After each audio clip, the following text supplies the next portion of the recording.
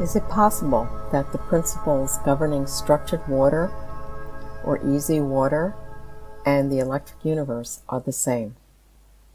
This question is of great interest to me because I have felt a strong connection does exist between water and the plasma of the universe.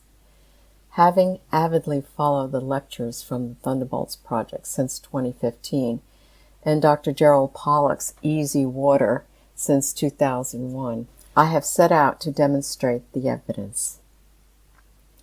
Dr. Gerald Pollack's fourth phase of water concept is described in his books as the biologically active form of water called easy water.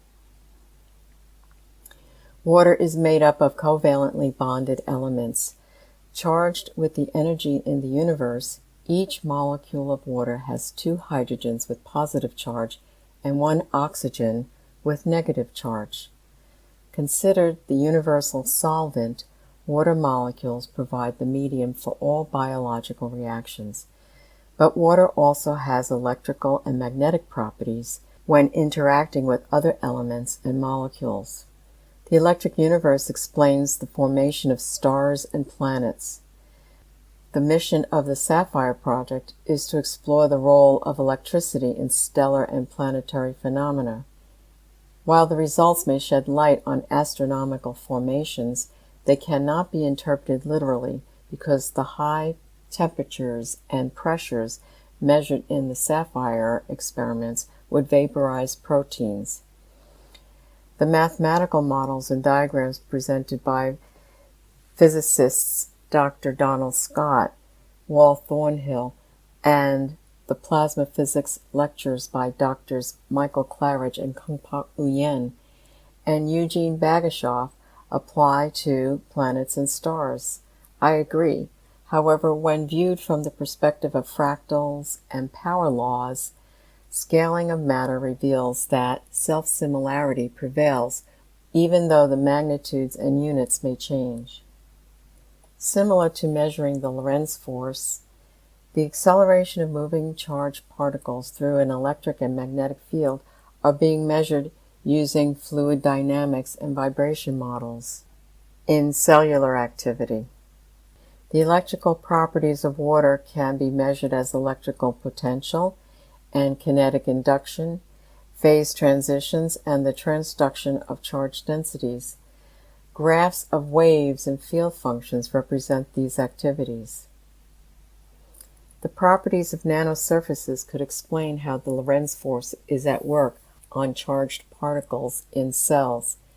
By virtue of its size, a nanoparticle like DNA has more surface area to volume. Carried in the current charged cellular water, each point of charge on DNA can be acted upon by the magnetic forces surrounding it. The activity of the atoms on the outer structure of the double-stranded DNA are known to be greater than in the center of the lattice. Structured water emerges from the dynamic electrophysical interactions with itself and between the surfaces it comes in contact with, from the molecular to the macroscopic level. To whatever it touches, water forms clusters and layers of varying densities, facilitating all the chemical reactions and energy exchanges which are inherent in the chemistry of the various surfaces. Its current is sustained by input of energy in the form of thermal and solar radiation. With closer inspection, water is not only the medium, it is also a reactant, a catalyst, and a product in chemical reactions. Bulk water differs from structured water. When measurements are taken at the scale of visible light, the properties of bulk water differs from what is measured at the nanoscale. At distances greater than the van der Waals force, bulk water is free to move, independent of proteins and other charges. Forces of attraction between surfaces can appear to be weak in bulk water. When viewed at the nanoparticle size, structured water interactions scale to the strength of objects interacting in the cosmos because there is an equivalent amount of space around nanoparticle surfaces. At closer range, electric and magnetic fields result from the inherent molecular forces of the water molecule and the negatively charged membrane surfaces, condensing into an assembly similar to layered bricks. Electrons and protons can move freely along structured water bonds. A net positive charge produced by an odd number of hydronium ions attracts negative charges and excludes other positive charges. This separating charge produces current storing energy in its bonds, and hence is coined easy water or exclusion zone water. Measured at nanoscale, structured water becomes the intermediary between the charges of different surfaces and is responsible for the discrepancy of accelerated enzyme kinetics compared to abiotic models. Charges on a protein can interact electrically with the charges on another. Where one particle is oxidized, the other is reduced. As charged particles interface with water, water clustering provides the medium for the interaction among the various charges between the proteins and other molecules and atoms. Movement of charge in structured water induces an electromagnetic field. Changes in charge signal space interactions of the atoms, molecules, and membranes, favoring cellular chemistry. In the membrane-crowded cellular environment, binary signals induce interactions locally, and daisy chain signals long-range encounter rotating fields of current, similar to the Birkeland currents in space. Biologically, easy water acts as a chaperone, enabling molecules to change shapes. It acts as a messenger and controller of information, key to critical life and survival mechanisms. Whether viewed from the electrochemistry and cometary tales or the forces governing cargo-carrying molecules, surface chemical reactions are the laboratory of nature's alchemy.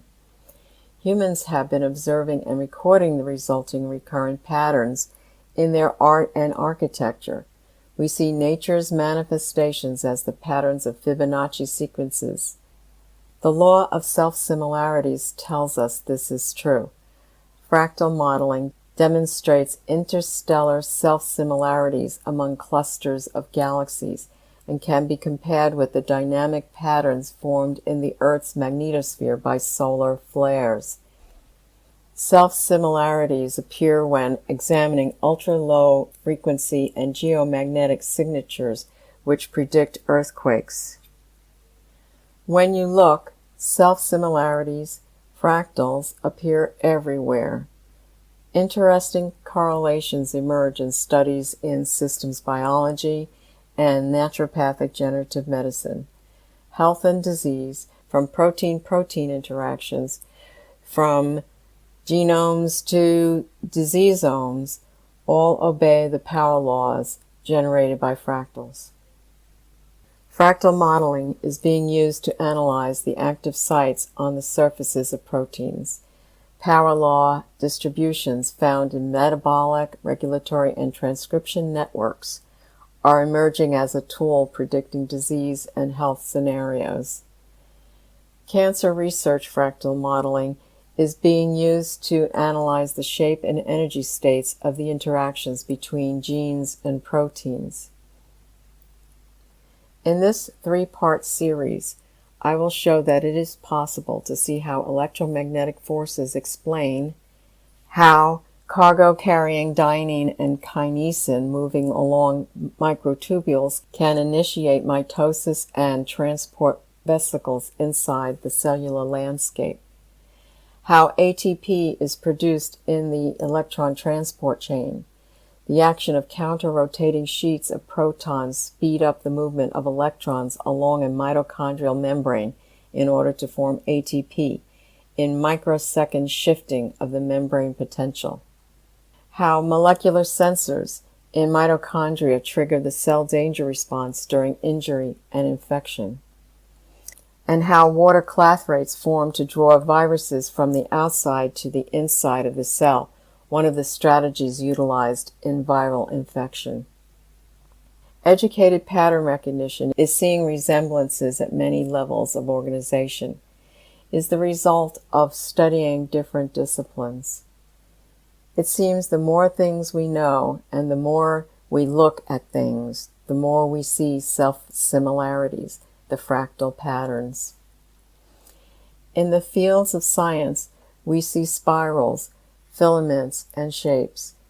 When we measure their interactions based on energy input and output, we find the similarities in frequency, waveforms, voltages, electromagnetic fields, which provide clues to how things work, from the very large to the very small.